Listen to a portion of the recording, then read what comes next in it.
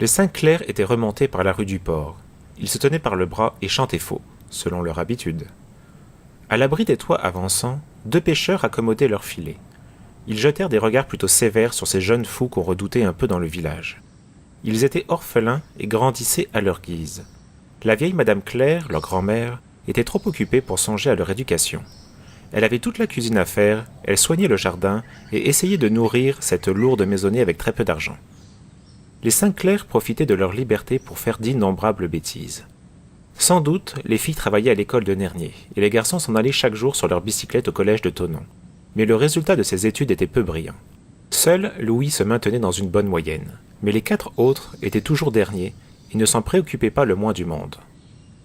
Denis prenait des airs supérieurs et affirmait de sa voix péremptoire « Le jour où je voudrais, je serai à la tête de ma classe. Mais j'ai bien le temps, je ne passe mon bachot que l'année prochaine. » Ce qu'ils aimaient, c'était courir dans les champs et dans les bois, patauger sur la grève bordée de longs peupliers, partir pour de beaux voyages avec la vieille barque qui portait un nom plus beau que celui du 6 mètres de Gaétan, l'Invincible.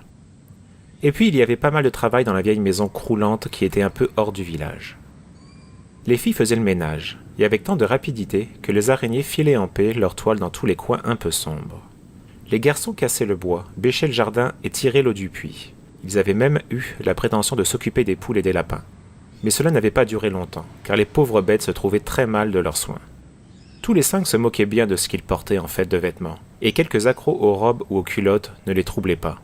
Gaétan et ses camarades, au collège de Thonon, avaient bien essayé de rire des costumes invraisemblables des 3 fils Claire. Mais les 3 fils Claire étaient de solides gaillards. Avec quelques coups de poing, ils avaient fait taire les moqueurs, et l'on ne faisait même plus attention à ces 3 sauvages qui arrivaient, chaque matin, sur d'invraisemblables bicyclettes qui ne tenaient plus qu'avec des bouts de ficelle. Ce jour-là, après le déjeuner, Françoise et Nicole montèrent dans leur chambre. C'était un jeudi, et, aventure extraordinaire, Jacqueline, la fille des châtelains de Messery, avait invité les 2 sœurs au goûter que l'on donnait en l'honneur de ses 13 ans. Nicole avait lavé les robes de toile bleue, envoyées l'été précédent par l'oncle Daniel, et les avait repassées. Il y a cette grande reprise qui se voit comme le nez au milieu de la figure. Et la mienne a une grosse tache blanche. Ça ne fait rien, ce n'est pas sale, c'est de l'eau de Javel. Seulement, on n'a pas de chapeau. On ira sans chapeau, à la campagne ça fait très chic. Françoise regardait ses jambes couvertes de poussière. Il faudrait peut-être que je me lave les jambes. Ce n'est pas la peine, puisque tu vas mettre des bas, répondit Nicole imperturbable. Alors ça ne se verra pas.